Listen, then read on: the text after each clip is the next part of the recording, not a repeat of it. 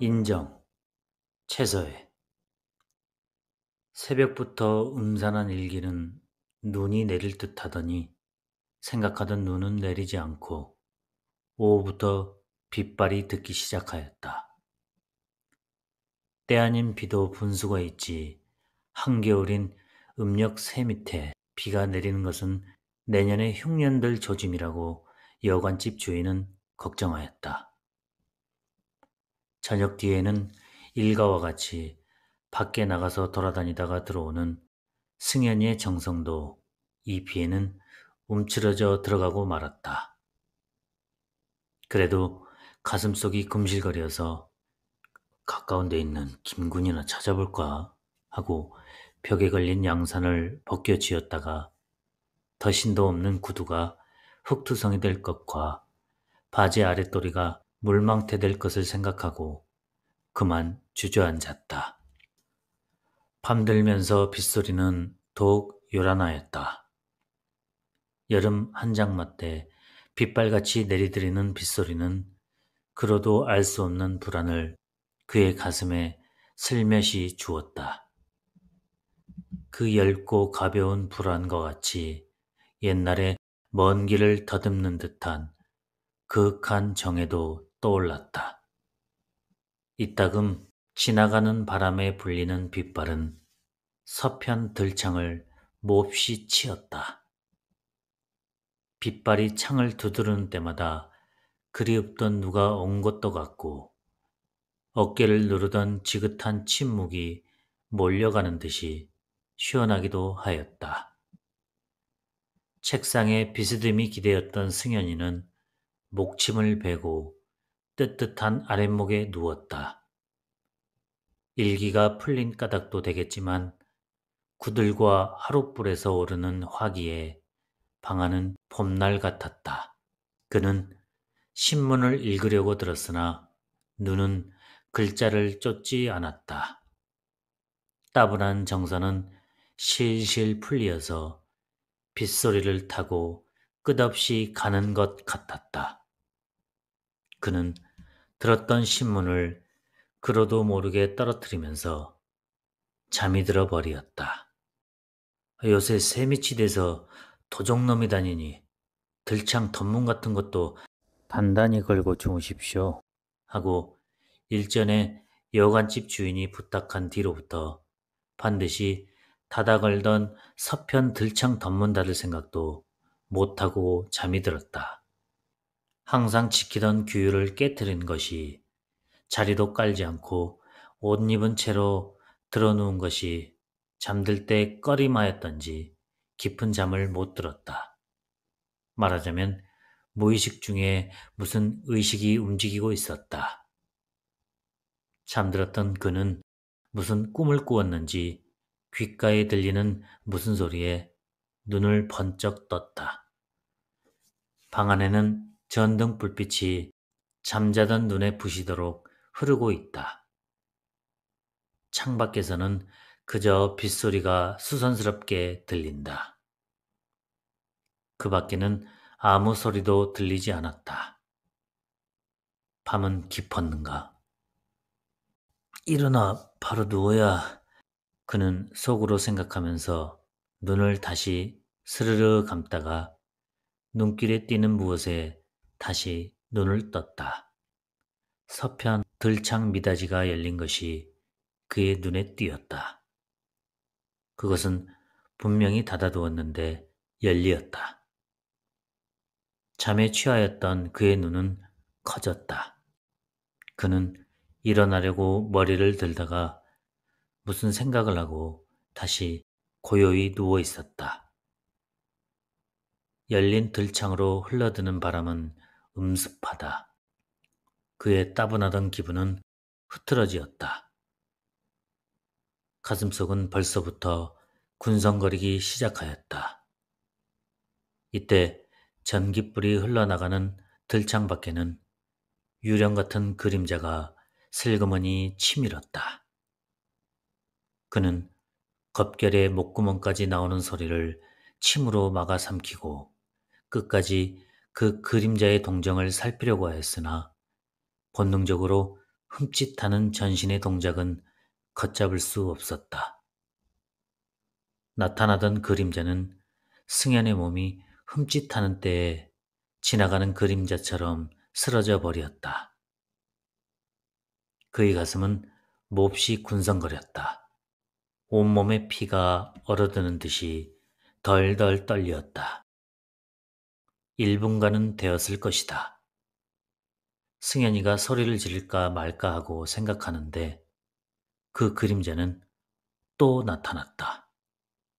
승연이는 얼어드는 듯한 몸을 가까스로 진정하면서 누워 있었다. 책상 그림자가 그의 코까지 가려서 최화를 뻗친 듯이 깜짝 않고 내다보는 눈은 저편에 띄지 않나 보다. 그 그림자는 낡아빠진 목출모, 방한모를 내리써서 눈과 코만 보인다. 밤송이 같은 눈썹 아래 좀 꺼져 들어간 세모 눈은 서리빨같이 빛나고 아무렇게나 빚어 붙인 듯이 넓적한 코는 음흉스럽게 벌룩거린다. 전깃불에 서리빨같이 빛나는 눈으로 흐르는 시선은 승연의 발치벽과 책상 그림자에 코까지 가리운 승연의 얼굴을 번갈아 가면서 쏘고 있다. 그 시선이 승연의 몸을 건드릴 때마다 그의 살가죽은 예리한 칼날로 오리는 것 같았다. 자기의 눈은 어둠에 들었으니 보이지 않으리라 하면서도 그 그림자의 시선과 맞부딪히는 때마다 눈을 감지 않을 수 없었다. 그러나 눈을 감으면 더 무서웠다.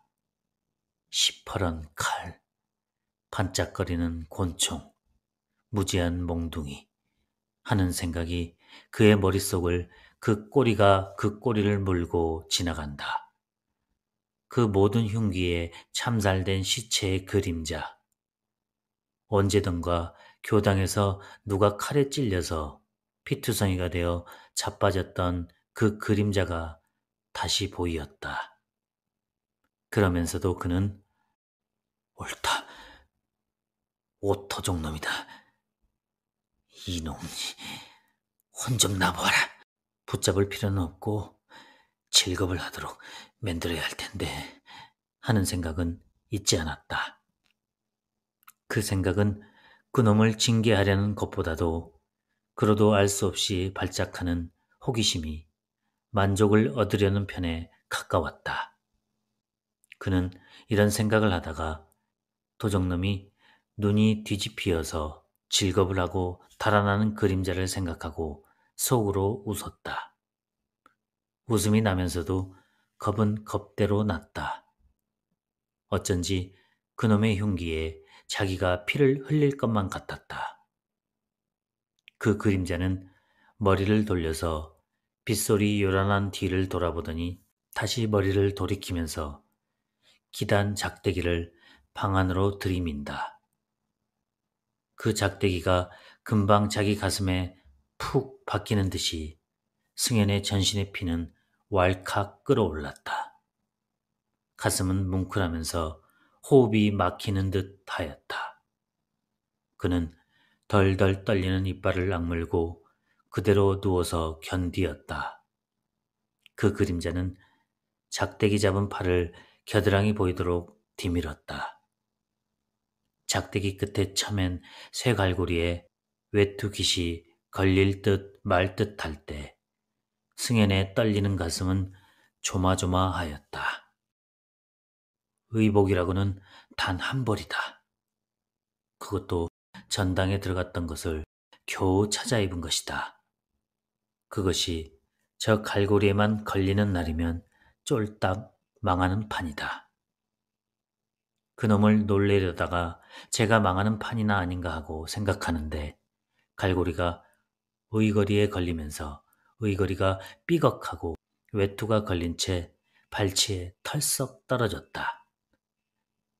외투가 털썩 떨어지자 그 그림자는 흠칫하고 창 밑에 숨는데 모자 꼭대기가 보일락말락하게 드러나고 작대기 끝은 문턱에 걸로 이었다. 도적은 방 안의 동정을 엿듣는가. 떨어지는 외투가 작대기에 걸리어서 나가는 듯해서 벌떡 일어나 앉는 승연의 손에는 그러도 모르게 목침이 쥐어졌다. 그는 창문턱 너머 아른거리는 모자 꼭대기를 보더니 아까 밖으로 나가려다 말고 구석에 세워놓았던 양산을 목침과 바꾸어 잡고 들창 밑으로 기어갔다. 들창 밑으로 기어간 그는 한편으로 붙어서면서 바른 손에 잡은 양산대 끝은 문턱 바로 밑에 대고 밖을 노리고 있다. 그동안은 순간의 순간이었다. 이놈! 밖을 노리고 섰던 승현이는 창밖의 그림자가 다시 얼른 나타나자 잡았던 양산대로 냅다 찌르면서 소리를 질렀다.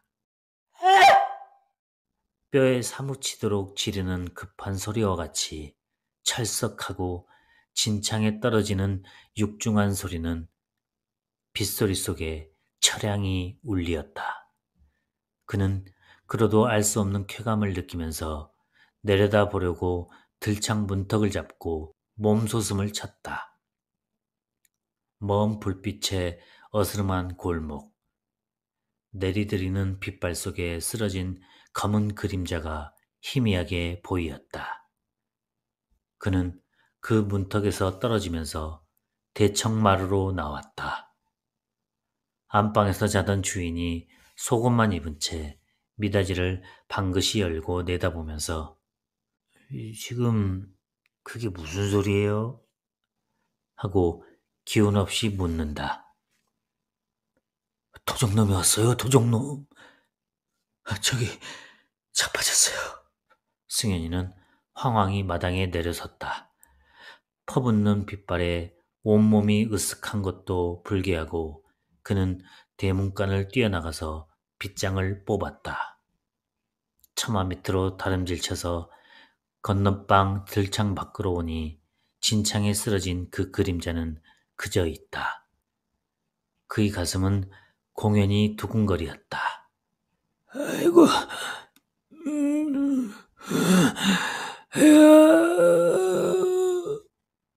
그 그림자는 괴로운 신음소리를 지르면서 진창에 쓰러진 대로 몸을 비비틀기도 하고 일어나려다가는 다시 쓰러지는데 두 손으로 얼굴을 붙잡았다. 사정없이 빗발은 그의 몸 위에 물 퍼붓듯 쏟아진다. 웬 사람이요? 승현의 뒤를 따라 나온 주인은 반말을 내었다. 그러나 그 사람은 그 대답은 하려고도 하지 않고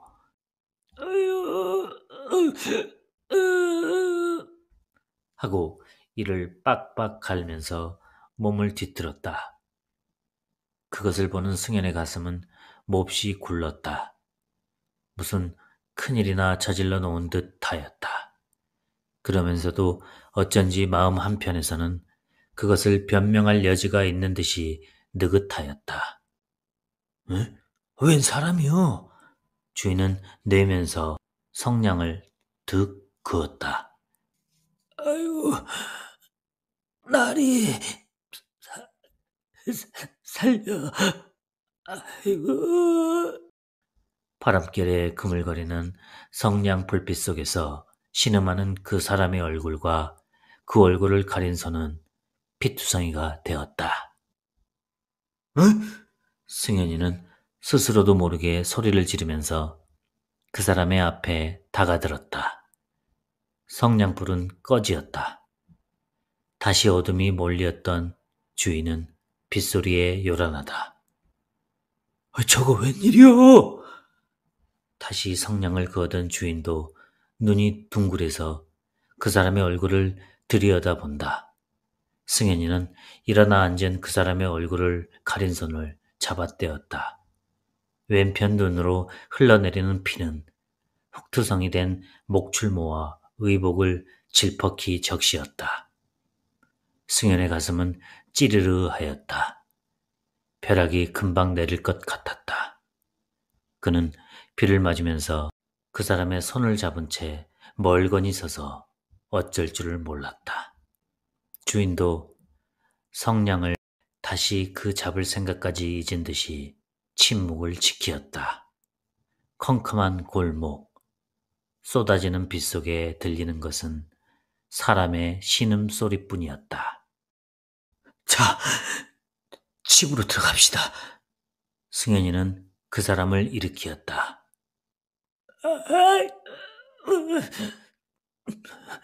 나리마님, 살려주십시오. 괴롭게 떨리는 그 목소리는 애원하는 것 같았다. 걱정 말고 들어갑시다. 얼마나 다쳤는지 병원에라도 가야지. 하고 그를 끌었다. 그는 얼른 일어나지 않았다. 그저 살려만 달라고 빌었다. 그러다가 일어서더니 저편에 자빠진 지게를 집어 끌면서 마당으로 들어왔다. 대청 툇마루에 그를 앉혀놓고 주인은 안방 전등을 마루로 내걸었다. 전등 불빛이 비추이는 그 사람의 정체는 더욱 볼 수 없었다. 흙투성이와 물투성이 된 온몸은 피투성이가 되어서 가죽을 벗겨놓은 짐승 같았다. 그는 마루에 엎드려서 눈을 붙잡고 괴롭게 신음하고 있다. 내다보던 주인 아씨는 해금이 하고 머리를 끌어들이었다. 물을 떠가지고 온 행랑어멈도 이마를 찡그리면서 머리를 돌리었다. 누구나 그 사람을 잡고 그 사람의 괴로움을 같이 괴로워하는 이는 없었다. 승현이는 그 사람의 옷을 벗기고 주인의 헌 옷을 얻어 입히고 얼굴에 피를 말끔히 닦아서 자기 방에 눕게 하였다. 여전히 피가 흐르는 왼편 눈에 솜을 붙이고 헝겊으로 싸매었으나 흐르는 피는 솜과 헝겊을 새까맣게 물들이었다.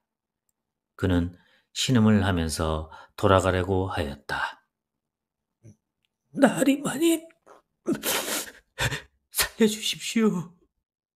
할 일은 없고 어린 자식들은 밥을 달라고 하고 살려주십시오.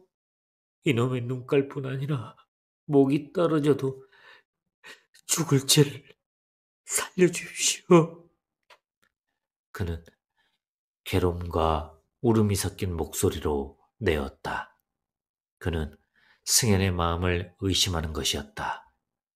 그저 보내지 않고 감옥으로 보내지는 않을까 하고 의심하는 어조요 태도였다. 승현의 가슴은 더욱 찌르르 저리었다. 그 사람의 말은 마디마디 창해같이 양양한 자기의 진정을 애는 듯 하였다. 그 양산대가 남의 눈을 빼리라고까지는 생각지 않았던 것이다. 한때의 호기심 비슷한 충동이 그에게 무서운 결과를 주리라고는 뜻도 하지 않았던 것이다. 불과 기시판짜리의 외투로 천금 같은 눈을 잃고 대문 밖으로 나가는 그 그림자를 보는 때 그의 가슴은 더욱 묵직하였다. 그 즉석에서 자기의 몸 위에도 그보다 더한 참혹이 내리는 것 같았다. 그는 지게를 끌고 대문 밖에 나선 그 사람을 잠깐 기다리라 하고 안으로 뛰어들어와서 외투를 들고 나갔다. 자기의 재산은 그것뿐이다. 그것은 주워 보내는 것이 어쩐지 유쾌하게 생각났다. 승현이가 다시 대문 밖에 나서니 그 그림자는 어디론지 쓰러지고 말았다. 그날 밤 그의 꿈은 몹시 뒤숭숭하였다. 승현이는 이튿날 아침에 회사에 출근하려고 대문 밖으로 나서는데 누군지 저편으로 돌아나가면서 응? 웬 피가 저런고? 응? 숭해 하면서 침을 뱉는다. 그 소리는 그에게 청천벽력같이 들리었다. 어젯밤 그 광경이 눈앞에 올라서 그는 몸소리를 치면서 외투를 다시 보았다. 지금까지 최서의 인정이었습니다.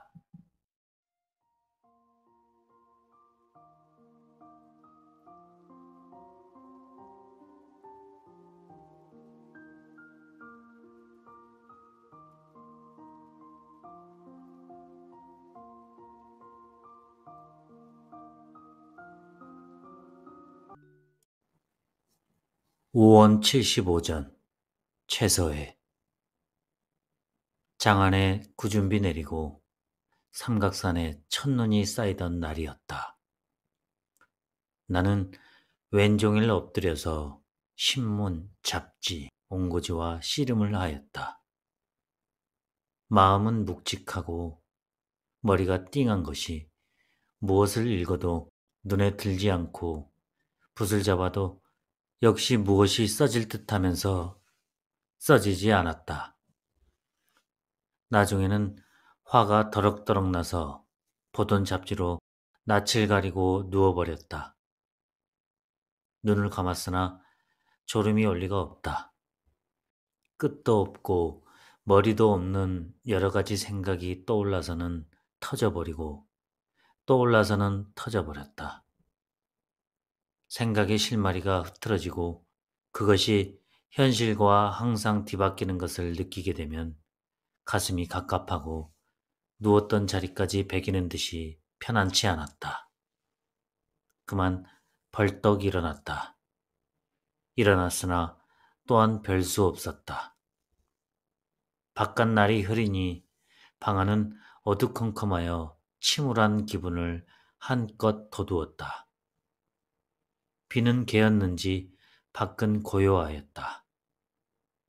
나는 책상 위에 손을 얹고 멀거니 앉아서 창문만 보고 있었다. 나리, 나지막한 소리가 밖에서 들렸다. 나리 계셔요? 아까보다 좀 높게 불렀다. 그러나 어디서든지 맞장구를 쳐주지 않았다. 그런데 그 소리는 바로 내 방 창문 앞에서 울렸다.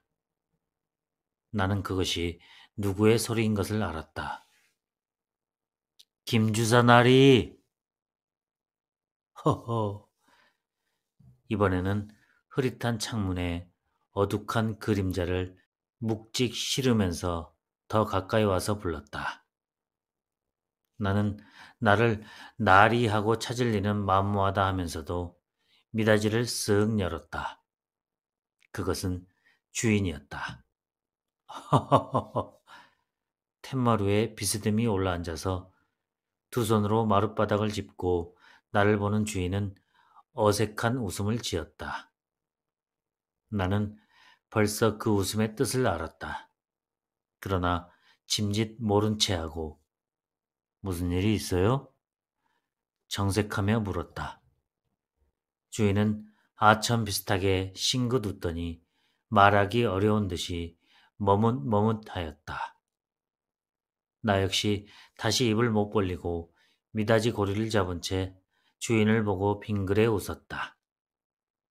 나는 낯이 근질근질함을 깨달았다. 나는 한참 만에 겨우 입을 열었다. 무슨 말씀이에요? 이거 참 큰일 났습니다. 왜요? 지금 종로에 나갔다 들어오니 저놈의 자식들이 전기를 끊어놓고 갔어요. 하하. 선웃음 치는 주인의 낯에는 그윽한 어두움이 흘렀다. 전기를 끊다니요? 글쎄, 지난달 전기세를 여태까지 못 갚았지요. 그것도 여러 달이면 모르겠지만 겨우 한 달을 밀렸는데 다시 와서 재촉도 없이 끊어버렸습니다. 그것도 제가 있었으면 말마디나 했겠지만 안에서들만 있는데 왔으니 이거 저녁에 불을 못 보겠으니 이런 큰일이 없습니다. 주인은 팔짱을 끼고 태기둥에 기대에 앉아서 하늘을 쳐다보았다. 그거 참 안 되었습니다. 나는 문을 닫지도 못하고 시원한 대답을 주지 못하였다. 은연한 주인의 말 가운데는 요구 조건이 있긴 하지만 지갑이 새냄새 맡은 지가 하도 오래된 판이니 그 요구를 들을 수 없었다. 들을 수 없다고 거절할 수도 없었다. 그렇다고 나가버릴 수도 없었다. 그놈의 난장이 같은 일본 놈이 제게다가 전기청혼을 안 했다고 양심을 먹었단 말이에요. 양심은 왜? 그놈에게 말하면 그놈이 의뢰금을 얼마를 먹지요? 그놈이 미워서 회사에 직접 말했더니 그놈이 양심을 먹었단 말씀이지요. 이놈의 세상. 주인은 서리고 서렸던 분을 한꺼번에 쏟칠 듯이 혼자 언성을 높였다 낮추었다 하면서 한탄 비스듬히 뿜었다. 세상이란 그런 게죠. 정작 책임을 지어야 할 나는 남의 소리하듯 쓸쓸히 대답하였다. 좀 어떻게 변통할 수 없을까요? 주인은 화제를 슬쩍 변하여 나를 보았다.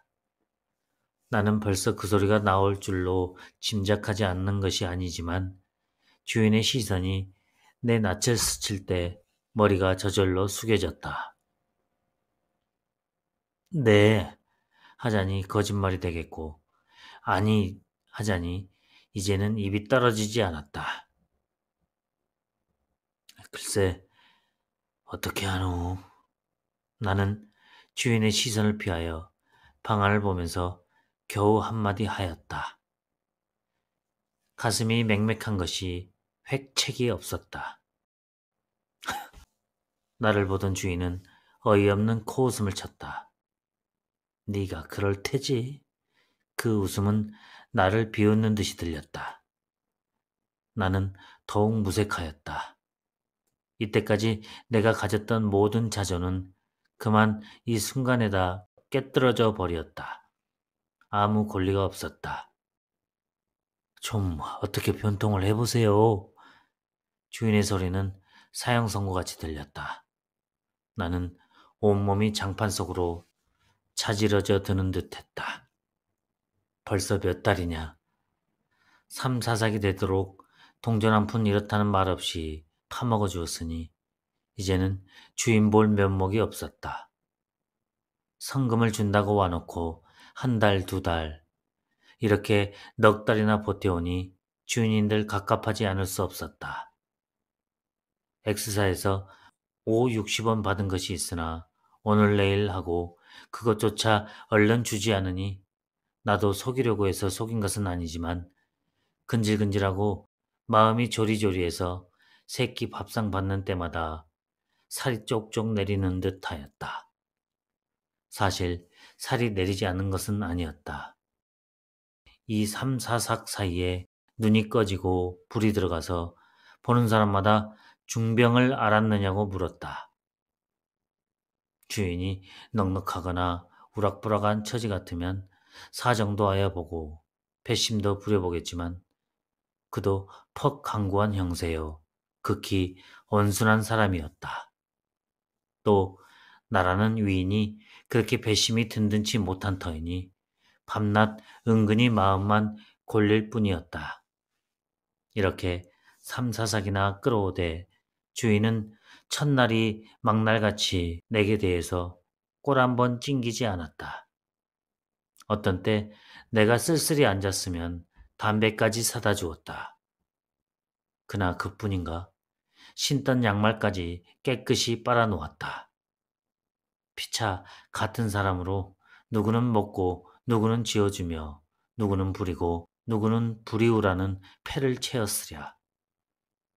그런 것 저런 것 다 생각하면 생각할수록 내 양심은 아팠다.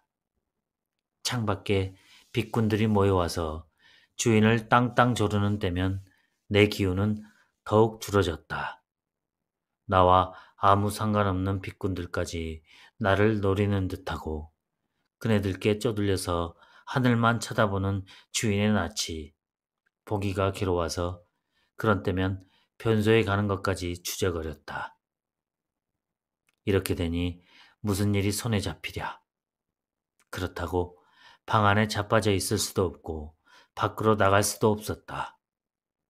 집에 밖에서 꾸물꾸물 나를 보내면 일하기 싫어하는 불황자패 같기도 해서 주인 보기가 더 안 됐고 어디 나갔다 들어오면 행여나 해서 방에 슬근히 따라 들어와서 눈치만 슬며슬며 보는 주인의 낯은 더 볼 수 없었다. 죽도록 빌어준 것도 끌기만 하면서 주지 않고 나 때문에 돈 변통을 다니던 비까지 절망이 되는 바람에 나는 아주 두문불출할 작정으로 변소 출입 외에는 밖으로 나가지 않았다. 이렇게 들어앉으니 공상만 펄펄 자라갔다. 하루에도 머릿속에 청기와집 몇백 개씩 지어보는지 알 수 없었다. 그러나 눈을 번쩍 뜨면 그 모든 것이 돋아오르는 햇발에 쓰러지는 안개가 되어버리고 어디까지든지 현실은 현실이라는 느낌이 머리를 치는 때면 모면할 수 없는 험악한 운명이 큰 물결같이 금방 목을 덮는 것 같아서 퍽 불쾌하고 괴로웠다. 이런 때면 내게는 예술도 종교도 철학도 국가도 인류도 부모도 처자도 없었다. 다만 내 앞을 가로막은 그 이상한 빗장밖에 없었다. 그래도 버릇을 버리지 못하여 책을 집어들거나 옹고지를 대하면 무엇을 읽었는지 무엇을 쓰려고 했던지 막연할 뿐이었다. 역시 떠오르는 것은 현재 내 앞을 엇결은 빗장이었다. 이렇게 될수록 주인의 낯보기가 더욱 싫었다. 문 밖에는 그의 음성만 들려도 괜히 신경이 들먹거렸다. 그리고 안에서 들까지 음식 범절에 등한히 하는 것 같이 생각되었다. 사실 주인은 어떤 때 오늘은 좀 어떻게 해 주셔야겠습니다 하다가도 글쎄 됨돼서 되지 않아서 그럽니다. 내가 말하면 더 말하지는 않아도 낯빛이 좋지 않았다. 그때마다 주인은 나보다 몇 층 위에 앉은 듯이 쳐다보았다. 주인이 낯을 쳐다볼 때마다 그는 나를 내려누르고 내 몸을 엉는 무엇 같아서 나중은 주인과 나 사이가 점점 멀어져서 절교한 벗사이같이 허성허성함을 깨달았다. 어떤 때 다른 할 말이 있어도 나는 주저거리고 입을 못 열었다. 밖에 나서면 길바닥에 깔린 돌까지 아무 권리와 세력 없는 나를 비웃고 꾸짖는 듯 하였다. 이렇든 판의 주인의 전기탄핵이 나왔다. 글쎄 그러면 이를 어쩝니까? 주인의 낯에는 웃음이 쓰러졌다. 글쎄 그것 안 됐구려. 나는 연방 안 됐구려만 불렀다. 주인은 이 말을 찡그렸다. 이것 불을 켜야 안 쓰겠습니까? 주인은 더 못 참겠다는 듯이 울듯울듯한 소리 속에 불평이 그득 흘렀다. 나는 아무 말 없이 문턱에 팔을 괴이고 하늘을 쳐다보았다. 잔뜩 찌푸린 날씨가 또 무엇이 올 것 같다. 바람은 없으나 쌀쌀한 기운이 뼈를 찔렀다. 좀 어디 나가보세요. 5원 75전이에요. 오르는 불평을 억제하려고 하면서도 억제치 못하여 주인의 말은 떨렸다. 글쎄, 보시는 형편에 지금 어디 가서 6원 돈이나 얻는단 말씀입니까? 나는 너무도 어이없는 김에 이렇게 말하였다. 주인은 그래도 이제는 더 어쩔 수 없단 듯이 조른다. 좀 나가보세요. X사에 가보시던지.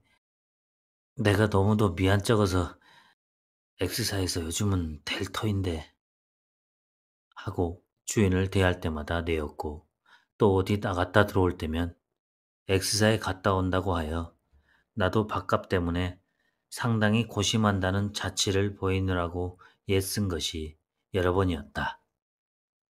그 때문에 주인은 X사 타령을 끄집어낸 것이다. 아, 글쎄, X사에도 이제 시간이 다 지난 다음에 가면 뭐랍니까? 아, 그러면 이 밤을 어떡합니까? 전기를 끊어 놓았으니. 주인은 기막히다는 듯이 울적 소리를 높이더니 다시 언성을 낮추어서 그래도 날이야 좀 변통을 해보세요 하는 것은 마치 돈 받으려는 사람이 돈 꾸러온 사람 같았다. 그것을 보니 나는 알 수 없이 가슴이 찌르르 하였다. 아, 글쎄 못 돼요. 내일 봅시다. 네? 아, 좀 참으세요. 나는 선웃음을 쳤다. 내일? 이 밤은 어떡하고요? 주인은 어이없다는 눈초리로 나를 보았다. 아, 밤에는 철을 사다 켭시다. 나도 내 소리에 우스워서 흥 하여 버렸다. 하! 초살 돈이나 있습니까? 주인은 입을 딱 벌렸다. 글쎄, 지금 없는 돈을 어디서 변통한단 말이오? 없다니요. 그럼 어떡해요? 아, 없는 것을 없다고 안 하고 그래 있다고 해야 옳단 말이오? 나는 짜증을 벌컥 내면서 벌떡 일어서서 모자를 집어썼다. 주인은 아무 소리 없이 어색히 웃으면서 축대에 내려서는 나를 쳐다보았다. 큰일이나 한 듯이 소리를 고래고래 지르고 나오기는 하였으나 갈 데가 어디냐. 길 잃은 시골뜨기처럼 질적한 다방골 골목을 어청어청 헤어나왔으나 내 정신으로 내가 걷는 것 같지 않았다. 멋없이 짜증낸 것을 생각하니 나로도 우스웠다. 더구나 멀쓱해서 쳐다보던 주인의 얼굴이 떠올라서 부끄럽고 미안스러웠다. 연세로 봐서 내게는 아버지 뻘이나 되는 이가 무엇 때문에 나리나리하고 아첨을 한다. 나는 알 수 없이 가슴이 뻐근하였다. 어디 가서든지 돈을 얻어야 하고 혼자 결심을 했지만 결국 갈 데가 없다. 물인지 땅인지 모르고 어청어청 종로 네거리까지 나왔을 때 머리에 언뜻 비군이 떠올랐다. 비군은 나와 같은 고향 사람이고 또 나의 동창이다. 그가 일본 가는 길에 서울 잠깐 들렀었다. 나는 그를 찾아가려고 발을 서대문 쪽으로 돌렸다. 어느새 전등은 눈을 떴다. 질적한 거리는 번쩍번쩍 빛났다. 컴컴할 하숙을 생각하니 마음이 더 졸여서 불이 나게 걸었다. 그러나 남의 노자를 잘라 쓰고 얼른 채워놓지 못하는 날이면 길이 체연될 것을 생각하니 발이 떨어지지 않았다.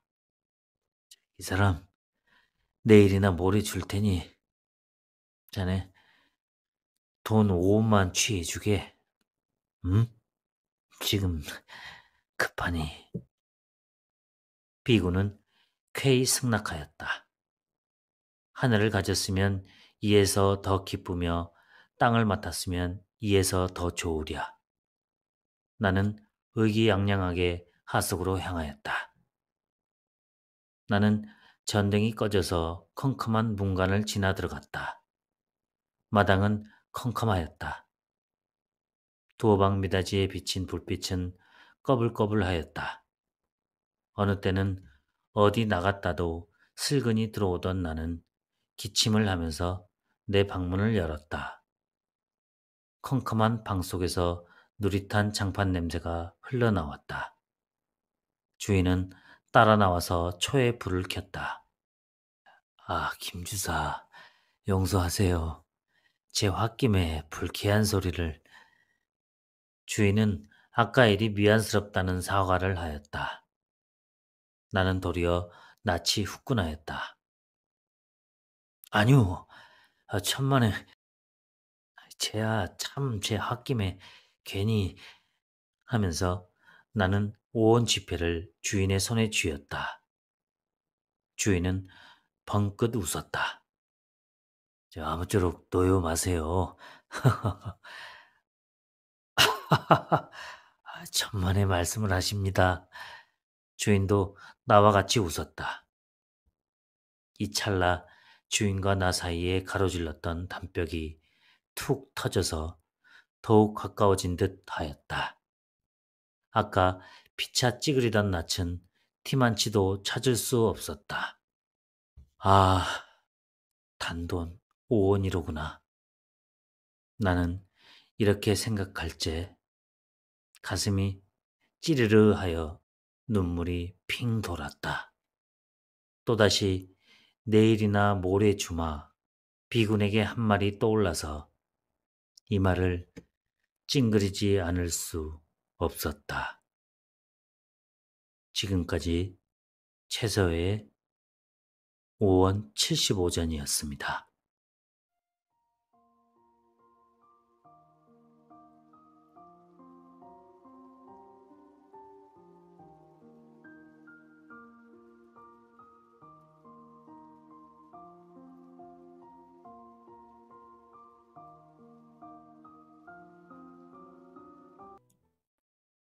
미치광이 최서의 1. 벌써 4년 전 일입니다. 나는 백두산 뒤 청석하라는 조그마한 촌에 살았습니다. 그때 우리 집은 뒤에 절벽이 있고 앞에 맑은 시내가 있는 사이에 외따로 있었습니다. 형제가 없는 나는 늘 우리 집에 있는 농군과 함께 김도 메고 소도 먹이면서 아주 재미있게 지냈었습니다. 그리고 사이만 있으면 처가로 갔었습니다. 내가 가면 장모께서는 사위 사위 하시면서 떡도 해주고 엿도 다려줍니다. 그리고 장인께서는 낮이면 밖으로 나가시고 밤이면 이웃에 가서 장기나 두시다가 잘 때나 돌아오십니다. 그런 까닭으로 집에서는 아버지의 책망이 두려워서 길을 못 펴던 나는 처가에만 가게 되면 뛰고 소리치고 바로 내 세상이 되지요. 그러므로 나는 처가에 가기를 늘 즐겨하였습니다. 집에서도 처가에 간다면 책망이 없습니다. 첫여름, 흐뭇이 더운 어떤 날이었습니다. 보리밭, 밀밭, 조밭, 김도 아시가 지나고 후치질까지 다 필한 나는 말과 소는 농군에게 먹이라고 부탁하고 처가로 갔습니다. 처가는 우리 집에서 20리나 북쪽으로 더 가서 달리소라는 곳에 있었습니다. 아침을 먹고 해가 퍼져서 나는 간발을 하고 막대를 끌고 집을 떠났습니다. 이곳은 삼림이 울창하고 풀이 우거졌고 물고인 진창이 많아서 발감기를 하지 않고는 다닐 수 없습니다. 그리고 군데군데 중국 사람 집에 사나운 개가 어찌 많은지 몽둥이 없이는 다닐 수 없습니다. 안팎 10리나 되는 우리 집 뒤영을 타들덕거리면서 넘었습니다. 이 영을 넘으면 무성한 나무 그늘 속 그리 크지 않은 시냇가에 연하여 쓰러져가는 초가집들이 있습니다. 이것은 백화구상이라는 동리입니다. 나는 어느새 백화구상을 지났습니다. 그리하여 양장 같은 냇가 돌길로 찌찌한 풀레를 맡으면서 백화구상이란 곳에 다다랐습니다. 이곳은 흑룡강과 백화가 합수되는 곳입니다. 나의 처당은 흑룡강을 건너서 있습니다. 나는 중국 사람의 구유 같은 통궁이 배를 타고 높고도 험한 벼랑 앞 순하고 깊은 물을 돌아 건넜습니다.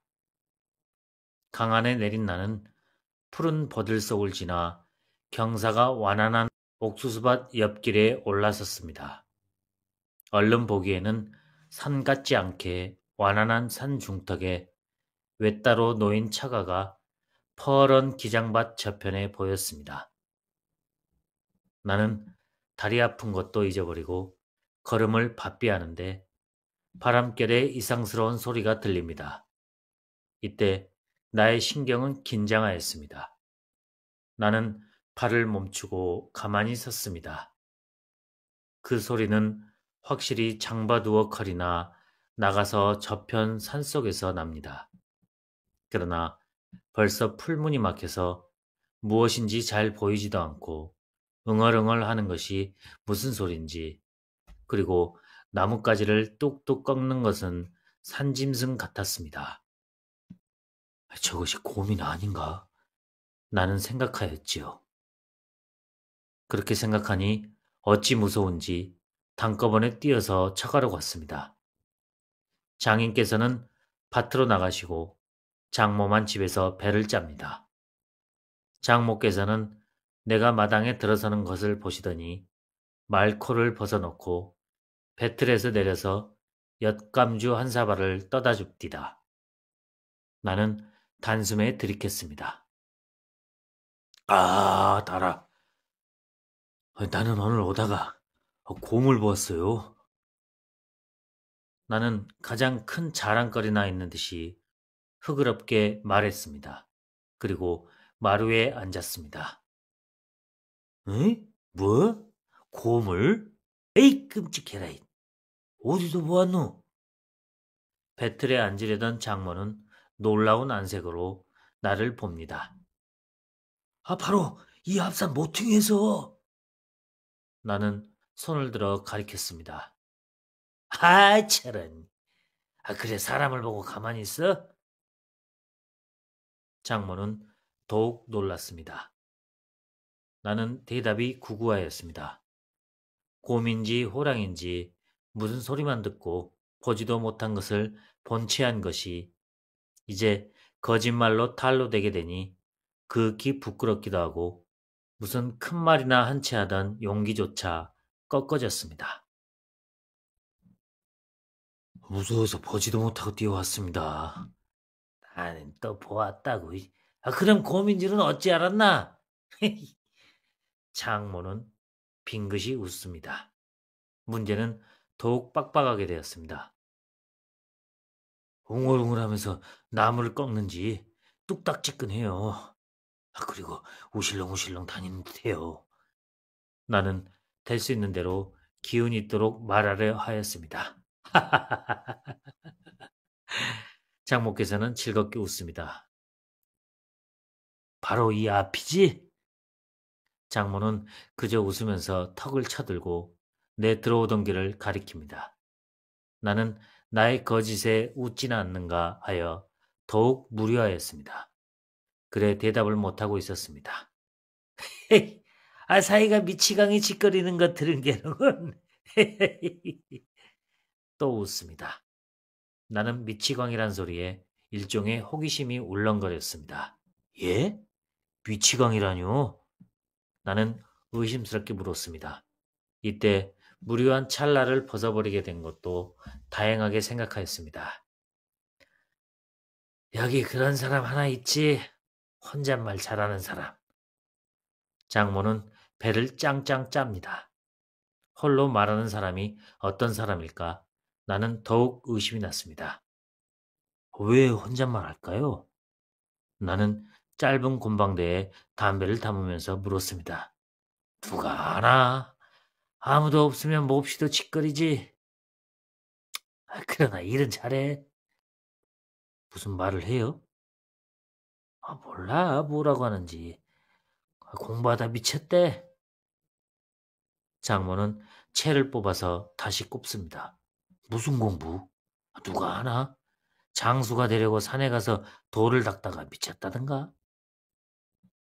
내 일찍 산에 들어서 돌을 닦다가 귀신의 힐난에 미친다는 말은 늙은이들에게서 들었으나 이때까지 본 일은 없었습니다.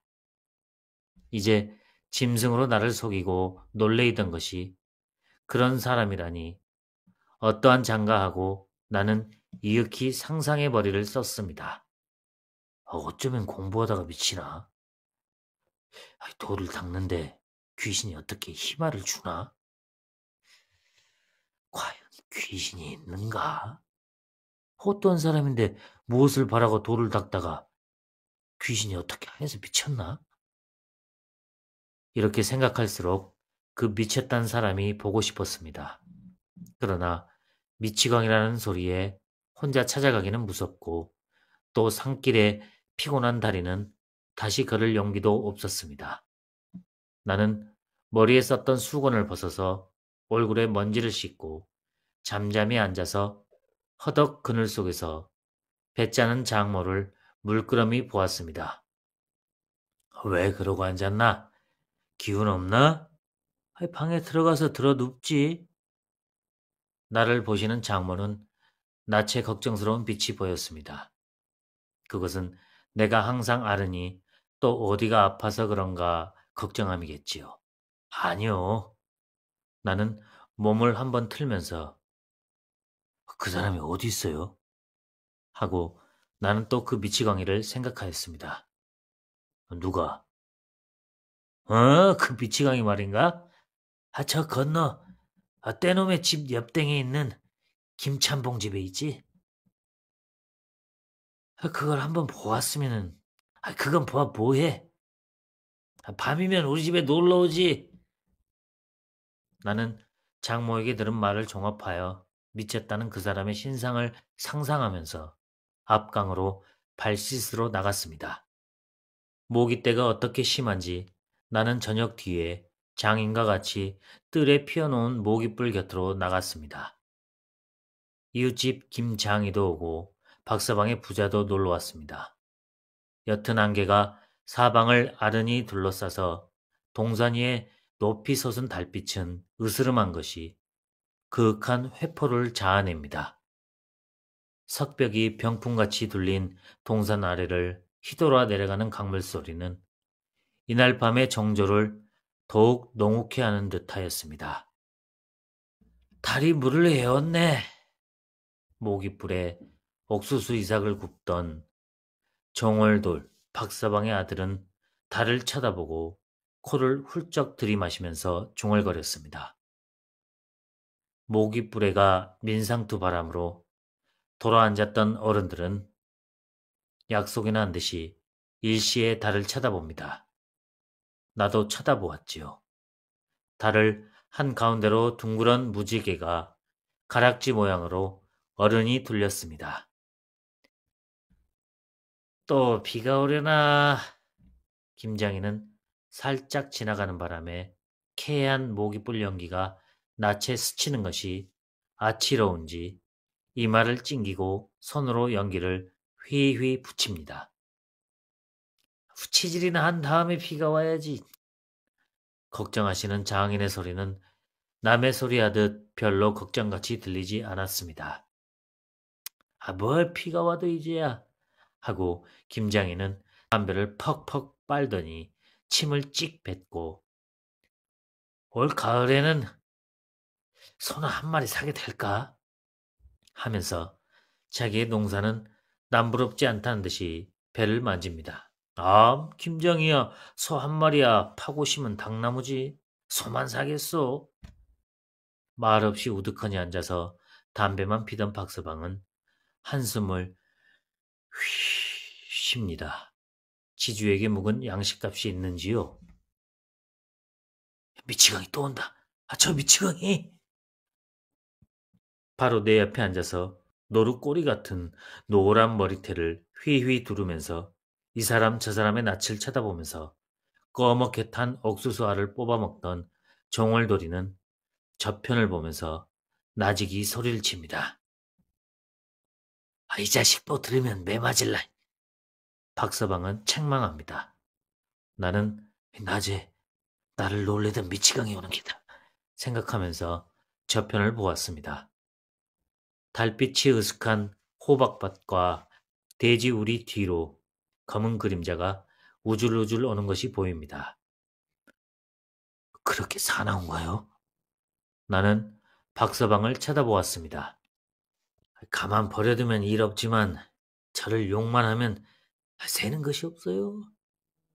저거번 이밭 임자가 미치광이라고 했다고 돌멩이로 때려서 머리가 터졌어. 박서방은 무슨 수가 났는지 흥분된 어조였습니다. 밭 임자를 때리고 견딘다. 참말 미친 게다. 나는 이렇게 생각하였습니다. 이곳 밭 임자는 모두 중국 사람입니다.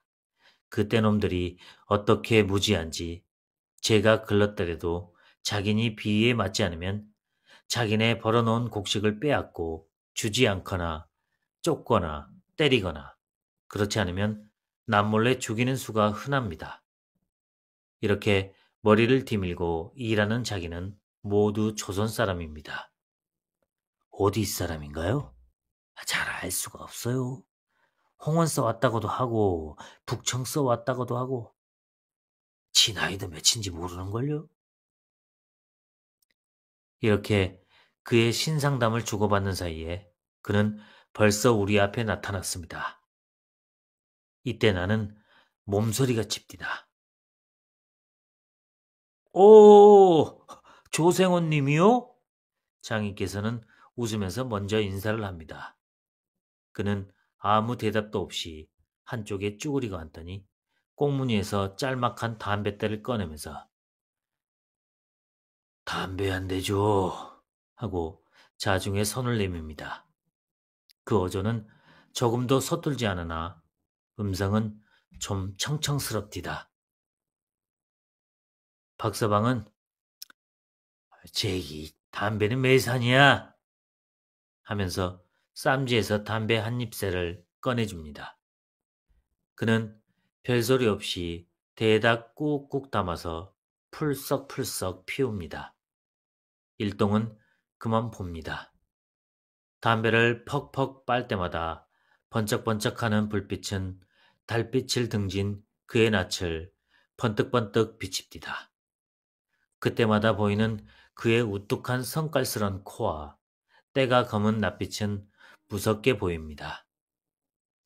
쭈그리고 앉았던 그는 맨 땅에 팔썩 주저앉아서 담배를 퍽퍽 빨더니 모깃불에다 침을 탁 뱉고 허공을 보면서 뭐라고 말합니다. 말하다가는 또 담배를 빱니다. 담배를 빨고는 또 침을 뱉습니다. 침을 뱉고는 또한 허공을 보며 뭐라고 중얼중얼합니다. 나는 무슨 소리를 하나 하여 주의를 하여 들었지요. 그러나 전혀 알 수가 없었습니다. 곁에 있는 이들은 모두 빙그레 웃습니다. 종을도리는 손으로 입을 막고 킥킥 웃습니다.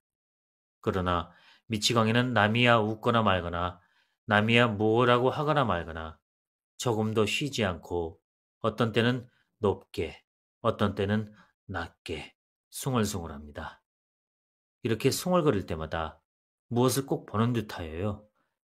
허공을 펀히 보는 것이 조생원 책이나 보지. 소랑소랑한 박서방은 빙글빙글 웃었습니다. 미치광이는 방을 물끄러미 봅니다. 저 방에 있어? 저 선생님이 가지고 오셨어? 박서방은 나를 보고 눈을 껌짝거리면서 책을 좀 주오. 읽는 것을 봅시다. 합니다.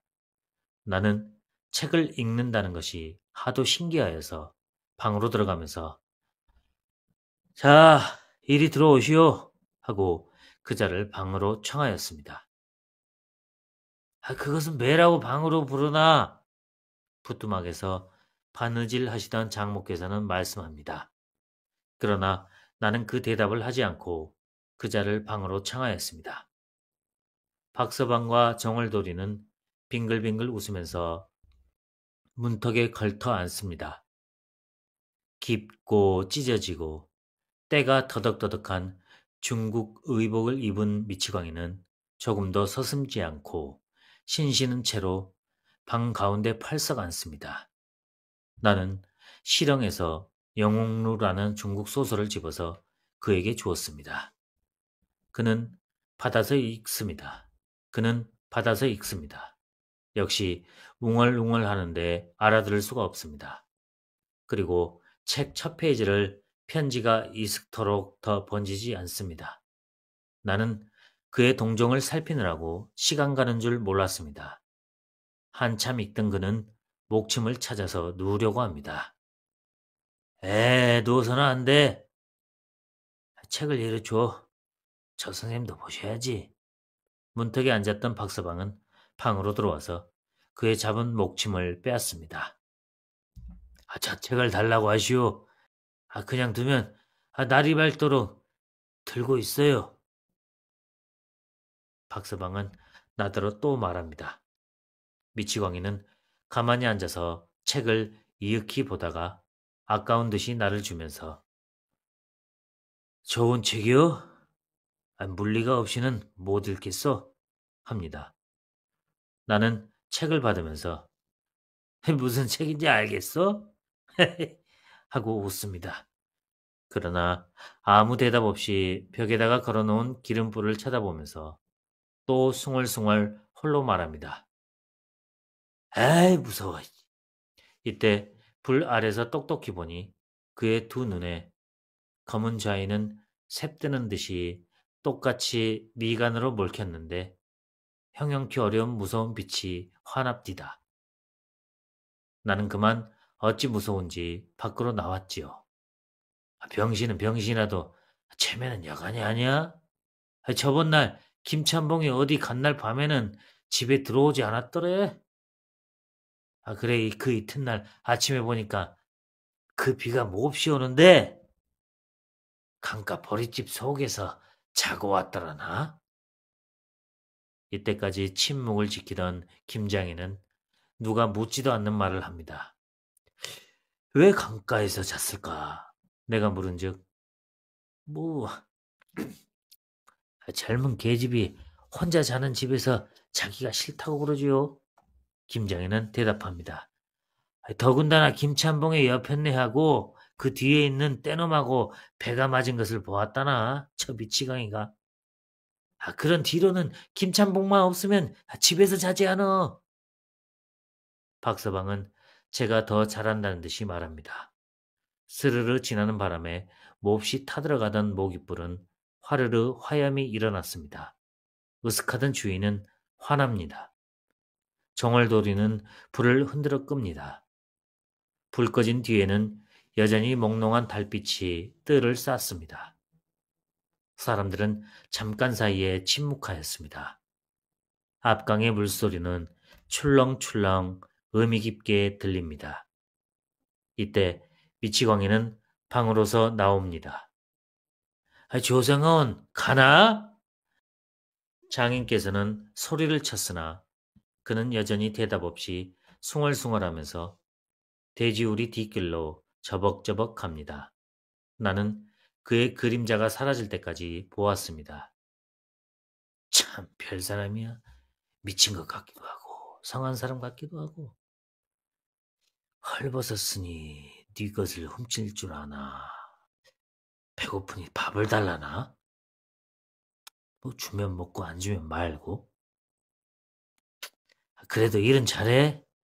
김을 매는 것이나 나무를 하는 것이나 한다 하는 장정이 와도 못 따르겠던걸. 저번에도 강가서 돈 100냥을 얻은 것을 김찬봉을 주었대. 그래야 김찬봉은 저 사람 신발 하나 사주지 않아? 김찬봉이야 소도적 놈인데? 김장의 말 뒤에 박서방은 때나 맞은 듯이 김찬봉을 욕합니다. 저 사람도 조선에 부모 처자가 있으면 저런 줄은 모르고 좀 기다릴까? 장인께서는 고향이 그리운지 달을 쳐다봅니다. 달은 어느새 중천에 가까웠습니다. 미치광이 간 뒤에 이러한 회화가 있었습니다. 그러나 누구나 그의 내력을 아는 사람은 없었습니다. 다만 장모님의 말과 같이 장수가 되려고 공부하다가 미쳤다 할 뿐입니다. 그것도 추측인지 사실인지 확실치 못한 말입니다. 나는 이날 밤에 자리 속에서 그 미치광이의 신상에 숨었을 비밀을 머리가 아프도록 상상하여 보았습니다. 이때 내 눈에 비치고 마음에 떠오른 그 미치광이는 미치광이 같지 않게 생각하였습니다.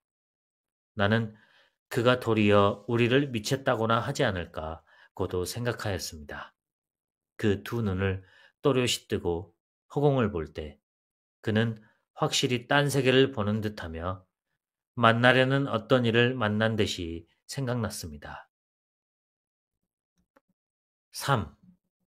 나는 그 이튿날 급한 볼일이 생겨서 약물인재라는 곳에 갔다가 10여일 후 돌아오는 때에 처가에 들렀습니다.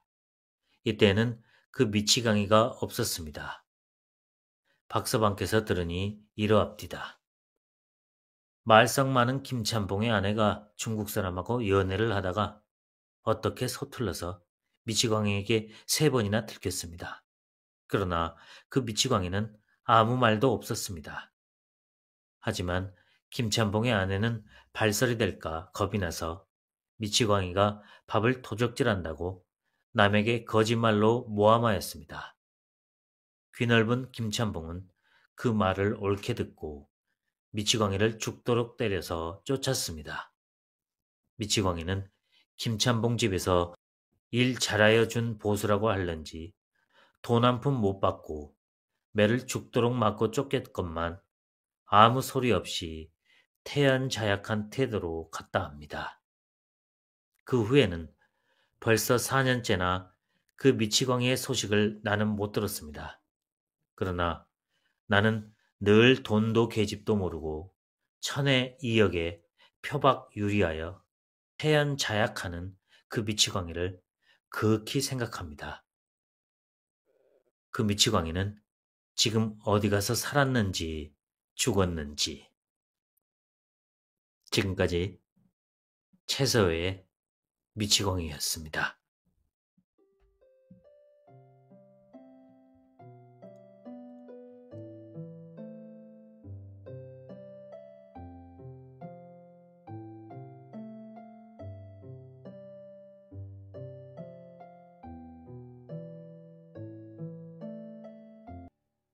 서막 최서의 서천의 기운은 쌀쌀한 초가을 볕은 X잡지사 2층 편집실 유리창으로 불그레 흘러들어왔다. 오늘은 끝을 내야지. 오늘도 끝을 안 내주면 어떡한단 말이오. 몸집이 호리호리하고 얼굴이 길쭉한 김은 불도 피우지 않은 난로 앞에 서서 가는 눈을 심술궂게 굴렸다. 글쎄 어째 대답이 없어. 저편 남창 앞에 놓인 의자에 비스듬히 걸터 앉아서 담배를 피우는 채는 김의 말을 부축하는 듯이 퉁명스럽게 말하면서 동창 아래 책상에 기대어 앉은 주간을 건너다 보았다. 뚱뚱한 몸집에 어울리지 않는 작은 키를 가진 주간은 아무 말도 없이 담배를 피우면서 거리를 내려다보고 있다. 여보, 주간 영감! 퉁명스러운 굵은 소리로 부르는 것은 입술이 두터운 강이란 사람이었다. 그 소리에 주간은 슬그머니 머리를 돌려서 강을 건너다 보았다. 김이 서 있는 난로 앞 의자에 앉아서 신문을 보고 있던 강은 신문축을 저편 책상 위에 획 집어 던지면서 아 그래 우리 소리는 개소리요? 왜 대답이 없어? 하고 주간을 뚫어지게 건너다 보았다. 입이 붙었어요? 가는 눈으로 강과 같이 주간을 건너다 보는 김의 소리는 빈정대는 듯하였다. 주간은 기가 막힌다는 듯이 입을 커다랗게 벌려서 웃었다. 입은 안 붙었군. 웃는 걸 보니. 히! 하고 김이 빈정대는 바람에 채와 강도 번긋하였다. 그러나 주간의 두 눈은 실룩하여졌다. 그렇게 웃으면 만사가 편할 줄 아시오. 당신은 배가 부르니 웃음이 나지만 채의 말이 끝나기도 전에 강은 주간의 앞으로 의자를 끌면서 그래 어떻게 작정인지 어서 요정을 내야지. 인제는 우리도 더 참을 수가 없는데요. 하는 소리는 좀 순탄하였다. 글쎄 나만 저러면 어떡하오. 주간은 저편 북편 벽 석고 옆에 놓인 책상 앞 의자에 말없이 머리를 떨어뜨리고 앉아있는 회계를 흘끔 건너다 보면서 내었다. 그러면 누구 보고 말하랍니까? 아하, 우리는 주간의 지휘를 받았으니 주간에게 말해야지. 그럼 회계 보고요? 김의 말. 글쎄 여러분 생각해 보시구려. 내가 돈을 가졌으면야 여러분의 월급을 안 드릴 리 있습니까? 주간의 소리는 한껏 비두치는 수작이었다. 회계 선생은 왜 저러고만 계시오? 주간의 말이 떨어지자마자 채는 회계를 건너다 보았다. 회계는 머리를 겨우 들어서 이 편을 보면서 어색히 웃을 따름이었다. 회계는 사장의 신복 지인으로 있는 사람이었다. 그런데 아마도 무슨 일이 단단히 있는 게야? 왜 주간은 회계나 사장을 보고 말 한마디 보고 타오? 채가 부르짖는 바람에 김은 머리를 끄덕거리면서 회계와 주간을 번갈아 건너다 보았다. 이때 회계와 주간은 시선을 언뜻 마주치더니 피차 외면을 하는 나체는 무슨 고민의 빛이 흘렀다. 주간과 영업부장 회계가 배가 맞아가지고 저희끼리는 월급을 먹은 게지? 김은 속을 다 안다는 듯이 주간을 보았다. 그건 참 애매한 소리요. 여보, 나도 쌀이 없어서 쩔쩔매는 판인데. 하하, 참 기막힌 소린데. 주간은 변명을 하면서 기가 막혀 웃는다. 뭘 쌀이 없어? 쌀 없는 사람이 술만 잘 먹더라. 그럼 당신네가 배 맞은 줄 우리가 모른 줄 아오? 강은 신이 나서 소리를 높였다. 어떻게 배가 맞았단 말이오? 배가 맞다는 것이 어떤 것이오? 주간의 언성도 높았다. 그럼 배 안 맞은 게 무언고?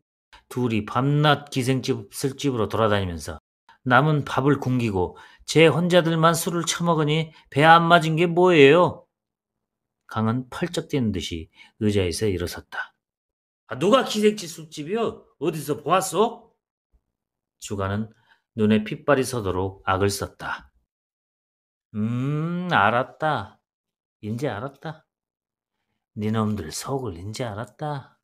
어젯밤에 XX란 사람하고 XX 신문사에 있는 XX하고 명월관에 가서 한턱한 것은 누군데? 강은 호령이나 하는 듯이 끝소리를 길게 뽑으면서 주간을 노려보았다. 응? 그런가? 자네는 주간을 졸르게 나는 회계와 말암새 두 달 월급이나 지불치 않고 저희는 술을 먹어? 하! 좋다. 여보 회계 우리도 한턱 죽으려. 최는 한 걸음 회계편으로 다가섰다. 회계는 말없이 돌아앉아서 장부를 뒤지고 있다. 하하! 그건 XX가 낸 턱이지 어디 내가 낸 턱이요? 주간은 순스럽게 대답하면서 강을 쳐다보았다. 최가 회계를 졸랐다. 여보 영업부장, 이렇게 우리도 좋은 낯으로 말할 때 회계를 지어야지. 그렇지 않아서는 재미가 적을걸. 이렇게 최가 회계를 조르는데 강은 주간을 보면서 뭐 오늘 아침에 XX를 만났는데 자, 얘서 이래선 소용이 없으니 우리 사장을 찾아가세. 가서 모가지를 분질러 버려야지. 가운데 잠잠히 섰던 김의 소리에 채와 강은 약속이나 한 듯이 그래! 하면서 층계가 있는 편을 향하고 나가려 하였다. 글쎄 사장한테 가면 무엇하오? 주간은 딱한 듯이 물었다. 하긴 뭐래 월급 달라지. 그러지 말고 며칠 더 참아봅시다. 주간은 아무쪼록 가지 말아달라는 표정이었다. 글쎄 그 양반도 지금 돈이 융통이 되지 못해서 하시는 판인데 좀 참으시면. 회계는 의자에서 일어나 여러 사람들 앞으로 오면서 어색한 웃음을 지었다. 흥! 에휴, 돈이 없어서 안 주면 달란 말도 안 해. 채는 퉁명스럽게 말하면서 뒤에 섰다가 앞으로 나아갔다. 아, 그런 소리 저런 소리 할 것 있나? 가보고 안 주면 가마라도 뽑아오지. 가운데 섰던 김은 어느새 층계 어구에 갔다. 그래, 안 주면 가마는 모가지를 도려놓지. 세 사람은 다 같이 층계로 내려가려고 했다. 아, 글쎄, 내 말씀 잠깐 들어오. 주가는 달려나오면서 여러 사람의 앞을 가로막아 섰다. 아, 며칠만 좀 참아요. 가도 그렇게 가면 무슨 수가 있어? 사장도 돈이 있어야지. 또 지금 가도 못 만날 터인데. 주가는 딱하다는 듯이 말하면서 여러 사람의 낯을 번갈아 쳐다보았다. 아, 자, 그러십시오. 제가 오늘 사장 댁에 가겠어요. 따라 나온 회계도 애걸하듯이 말하였다. 아, 이건 가는 사람을 못 가게 할 텐가? 가는 자유까지 막나? 아, 물러나. 나는 가서 결정을 지어야지. 그 전에는 안 돼. 세 사람은 서로 불분소리를 하면서 주간을 밀치고 내려가려고 하였다. 아따, 이 사람들 장하다. 밀치어 나서는 주간은 빈정대는 소리로 내었다. 뭐? 층계를 내려 디디는 강은 주간을 쳐다보았다. 뭐 어쩌고 어째? 이게 주간인가 편집국장인가? 채와 김도 강과 같이 주간을 뚫어지게 건너다 보았다. 아, 그런데 반말은 왜 반말이야? 주간의 소리는 열이 잔뜩 올랐다. 반말? 그래, 반말하면 어때? 강의 말. 받을 돈 받으면 그만이지. 이렇게 어수선은 왜 어수선이야? 주간은 버티는 수작이었다. 아, 이게 왜 이러셔요? 그만두셔요. 곁에 서 있던 회계는 낯빛이 질려서 싸움을 말린다. 아, 그럼 받을 돈 받으면 그만이지. 아, 그래. 어서 줄 돈 줘야지. 채가 달려들었다. 아, 이 사람 미쳤나. 아따, 여는 별소리를 다 하네. 채는 주간의 멱살을 잡았다. 이놈이 미쳤나. 네 멱살을 잡니? 주간은 발악을 하면서 채의 멱살을 잡았다. 이때 곁에 서 있던 회계는 채와 주간의 손을 잡으면서 글쎄 왜들 이러셔요. 좀 참으셔요, 최 선생. 아, 저를 보시고 제발 이러지 마셔요. 하고 애걸복걸을 한다. 그 바람에 채는 손을 놓고 성난소처럼 씩씩하면서 주간을 건너다 본다. 아, 자, 가세. 여러 사람들은 다시 층계를 내려왔다. 망할 놈들. 가면 갔지. 층계를 한 절반이나 내려왔을 때 위에서 중얼거리는 소리가 세 사람의 귀에 들렸다. 저놈의 자식이 아직도 혼이 덜 난 게로군. 가운데 섰던 강이 성난 소리로 끙얼거리면서 올리닫는 바람에 두 사람도 도로 올라왔다. 여보 주가 뭐 어째? 입술이 두툼한 강은 눈을 부릅뜨고 주간의 앞에 달려들어 이놈이 아직도 뜨끔한 맛을 못 봤구나. 월급을 달라는데 뭐 어째고 어째? 그래 우리가 그렇게 만만하더냐? 네 놈의 배만 채우면 가만히 있을 줄 알았니? 하고 멱살을 잡아서 끌었다. 싸움이 터졌다. 주간과 강은 서로 밀치고 밀치면서 멱살 잡고 차고 때린다. 이놈아 가자. 이놈. 네 놈을 앞에 세워놓고 받아내야겠다. 이놈이 무슨 작제가 있는 게지? 사장이 네 애비냐 네 할애비냐? 강은 주간의 다리를 들이다 찼다. 꽝 하고 널판 위에 쓰러지는 주간은 아이고 이놈이 사람 죽여 하고 슬프게 부르짖었다. 아이고 이거 그만두셔요. 해계는 울듯이 달려들어서 강의 팔목을 잡았다. 가만히 있어. 이놈들 두 놈을 한 매에 때려서 강은 벌떡 일어서더니 의자를 둘러매었다. 아이고 회계는 낯빛이 질려서 저편으로 뛰어가고 몸집이 뚱뚱한 주간은 얼른 일어나지 못하고 팔과 다리로 저항이나 하는 듯이 들었다. 여보게, 이리 말게. 곁에 서서 빙그레 하던 채와 김은 달려들어서 일변 강이 잡은 의자를 빼앗았다. 강은 그래도 못 참겠다는 듯이 이놈을 그저 둬? 오늘은 요정을 내야 한대. 자네들 가서 사장놈을 좀 잡아오게. 새 놈을 한 대 모아놓고 어디 모가지를 도리세 하면서 주간을 그저 뚫어지게 본다. 주간은 무색한 듯이 엉금엉금 일어나더니 모자를 집었었다. 가긴 어디로? 강은 툭 쏘면서 주간의 앞으로 대어들었다. 그러나 주간은 아무 대답도 없이 그저 나가려고 하는지라 강은 주간의 팔을 잡아서 획 뒤로 끌어제치면서 야가 아직도 일이 뻣뻣하냐? 요정을 내야지 하는 바람에 주간은 아무 말도 없이 의자에 털썩 주저앉았다. 여보 회계 장부 좀 봅시다. 김은 회계의 곁으로 가면서 크게 소리를 쳤다. 예? 회계는 놀라운 듯이 김을 쳐다보았다. 내라니 그렇게 큰 소리를 못 들었어? 우리와는 상관없는 일이지만 장부를 좀 보여주셔요. 하면서 김은 저편에 놓인 회계의 책상 앞에 가서 장부에 손을 대었다. 장부는 보시면 뭘 하셔요? 회계는 어느새 김의 앞에 와서 섰다. 이건 왜? 이래 좀 보면 어떻소? 하고 커다란 장부를 뽑아서 뒤적거리다가 곁에 세워놓은 초일기도 빼어서 뒤진다. 자, 이게 웬 돈이야? 자, 이래도 아니라고 앙탈을 할까? 장부를 뒤지던 김이 무슨 순환한 듯이 떠들어 놓는 바람에 채와 강은 그리로 갔다. 어디 뭐야? 에? 박영선 거로 80원? 뭐야, 10월 수당? 이렇게 강이 또 떠들었다. 회계는 머리를 숙이고 주간은 또 벌떡 일어섰다. 예, 주간! 잠깐 설게. 주간인지 계달인지 오늘은 그저 들 수 없는데 나는 그래도 오늘까지 저를 믿었지. 이때까지 별로 떠들지 않던 김은 나가려는 주간을 잡았다. 이쪽에서는 이렇게 송계기를 하는데 저쪽에서는 강이 회계를 깔고 앉아서 이놈아 바로 말해라 어떻게 된 셈이냐 하고 조른다. 소같은 강에게 깔려서 깰깰하는 회계는 채를 쳐다보면서 아이고 채 선생 이것 좀 보시오 하였다.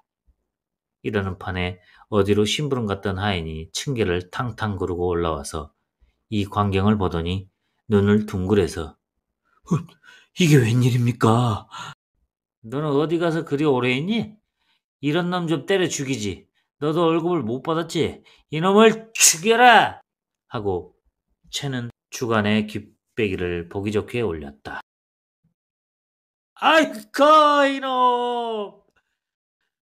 주간은 소리를 지르더니 그 자리에 거꾸러졌다.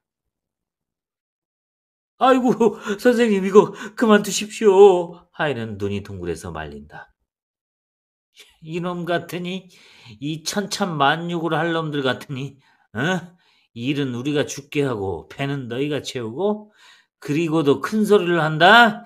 이 때려 죽일 놈 같으니라고. 채는 쓰러진 주간을 꽁꽁 밟고 차더니 독살이 잔뜩 오른 눈으로 하인을 보면서 너 사장집에 가서 사장놈 오라고 해라. 어서 얼른! 하였다. 아, 왜 이러세요, 강 선생님? 그만두셔요. 하인은 황송한 듯이 허리를 굽시라면서 벙긋하였다. 왜 이러다니? 이 밍숭한 놈 같으니. 너는 월급이 싫으냐? 채는 뚫어지게 하인을 보면서 어성을 높였다. 그 바람에 하인은 어쩔 줄 모르고 엉거주춤하였다. 왜 이러고 섰어? 갔다 오면 갔다 오는 것이지. 그래야 너도 돈이 생긴다. 어서 갔다 와! 저편에 서 있는 김까지 채와 같이 하인을 책망하는 바람에 하인은 허리를 굽시라면서 나가려고 하였다. 해보게, 해보게 날 좀 보게. 회계를 깔고 앉았던 강은 하인을 부르더니 사장집에 가서 사장을 보고 우리가 오라더란 말을 말고 회계 선생님과 주관 선생님이 곧 좀 오시라고 하십디다고 말하고 여기 이런 말 말게. 여기 눈치를 보여서는 그 구렁이 같은 놈이 오겠나? 하였다. 하인은 나갔다. 짧은 겨울 해가 차츰 장한 행길에서 빛을 거둘 때에 사장은 하인과 같이 층계를 구르고 편집실로 올라왔다. 키가 커다고 얼굴이 얽은 사장은 층계로 올라와서 방안을 보더니 의아한 낯빛으로 이 사람 저 사람을 본다. 이때는 분주하던 실내가 고요해지고 여러 사람은 각각 의자에 앉아서 이마를 찡그리고 담배를 피웠다. 오십니까? 회계가 먼저 일어서서 어색한 소리로 사장을 보면서 허리를 굽시라는데 주관도 따라 일어나 서면서 어서 오셔요 하였다. 그러나 김채강은 뻣뻣이 거만스럽게 앉아서 사장을 바라보고 회계와 주관을 보면서 입을 삐죽하였다. 무슨 일에 불렀소? 사장은 사장석에 앉으면서 주관을 건너다 보았다. 예, 사장을 오시라고 한 것은 저희들이 올시다. 주관의 대답이 나오기 전에 강은 트집잡는 어조로 내쏘면서 사장을 보았다. 사장은 너무도 의외의 일에 강을 의아한 눈치로 바라보았다. 오시라고 한 것은 다름이 아니라 월급을 지불해 줍시사고 한 일입니다. 강은 가장 공손한 듯이 말하였다. 어떻게 변통을 해 주셔야겠습니다. 채도 공손하게 말하였다. 그래 부르셨어? 사장은 불쾌한 안색으로 강을 대하였다. 예. 김채강의 세 사람은 약속이나 한 듯이 대답하였다. 그만 일은 여기 주관이 계시니 주관하고 말씀하시지. 나까지 부를 게 무엇이소? 사장의 어조는 안입 곱게 나왔다. 그렇게 오라 하신 게 허물될 게야 무엇이 있습니까? 하고 채가 먼저 비꼬는데 강은 주관을 보면서 사장에게 어디 주관이 안다고 합니까? 주관은 모른다고만 하니 어찌합니까? 하였다. 주관, 왜 모른다고 했어? 하고 사장은 노염 있는 눈으로 주관을 건너다 보는데 그 노염은 거짓 노염 같아서 위험없이 보였다. 제가 언제 모른다고 주관은 외면을 하면서 코웃음을 쳤다. 이놈들을 그저 두어서는 늘 극거리 되겠으니 주목 맛을 좀 보여줘야 하겠군. 하고 강은 사장의 앞으로 가더니 그래 월급을 못 주겠어? 어? 어떤 놈은 주고 어떤 놈은 따돌리나? 하면서 멱살이나 잡을 듯이 달려들었다. 이게 무슨 해고요? 내가 돈을 두고 안 주? 사장은 강을 노려보았다. 그래, 네가 돈이 없어서 못 주니 이놈아? 어느 겨를에 사장의 멱살은 강에게 잡히었다. 이놈, 이 후레 아들 놈 같으니 점잖지 못하게. 사장은 멱살을 잡혀서 발악을 하였다. 뭐 어쩌고 어째? 우리는 체면도 없다. 그래 돈을 못 줄 테냐? 돈? 돈이 없다. 없어. 주간과 회계가 달려들어서 말리는 것을 김과 채가 달려들어서 막는다. 이놈, 내가 모를 줄 아니? 이놈 회계와 주간의 월급은 선불을 하고 우리는 그래 못 주겠니? 강은 사장을 깔고 앉아서 죽으라고 때렸다. 나는 돈 없다. 이놈 중한 놈인지 회계인지 한 놈들이 너희 얼굴만 주면 관계치 않다 했지. 사장은 소리를 슬프게 질렀다. 그 바람에 김은 회계를, 최는 주간을 붙잡고 옳지. 너만 먹으면 관계치 않으냐? 조르는데 사장을 깔고 앉았던 강이 벌떡 일어나더니 하인을 보면서 예, 이 방에 있는 의자며 책상 할 것 없이 말끔 집어내라. 팔아먹고 볼 일이다. 하더니 자기부터 벽에 걸린 시계를 떼고 책상을 둘러매려고 한다. 이놈아, 왜 가만히 있니? 강은 하인을 보고 소리를 지르더니 그 다음에는 전화를 뗀다. 이것저것 팔아도 우리 월급이 못 된다. 마음대로 하라는 듯이 뻣뻣이 서 있던 사장도 전화를 떼는 데는 가만히 있지 않고 달아오면서 돈을 주면 그만이지. 남의 전화는 왜 떼? 하고 소리를 질렀다. 그럼 내라. 지금 내라. 강은 그저 전화통을 잡고 서서 소리를 질렀다. 여보, 회계! 사장은 황급하게 회계를 불렀다. 그 바람에 방아는 잠잠하였다. 예. 회계는 대답하면서 사장을 보았다. 모두 얼마인지 회계를 밝히어. 에이씨, 흉한 놈들. 사장은 끝말을 흐려버렸다. 모두 2달치니 37, 20일 세 분의 것이 2달치니 420원 하고 저 하인의 것이 40원 하니 460원이하여. 아, 소절스 떼게. 사장은 말하면서 도장은 건넸다. 460원의 소절스는 사장의 손을 거쳐서 강의 손으로 들어갔다. 어따! 갖다 잘 먹어라, 씨! 사장은 톡 쏘면서 소절스를 던졌다. 받는다. 확실히 받았다.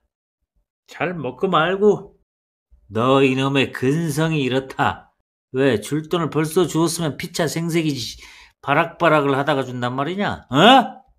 이건 서막이나 이제 더한 불덩어리가 너의 머리에 떨어져야 하는 강과 같이 여러 사람은 모자를 집어썼다. 방아는 어수선하였다. 지금까지 최세호의 서막이었습니다.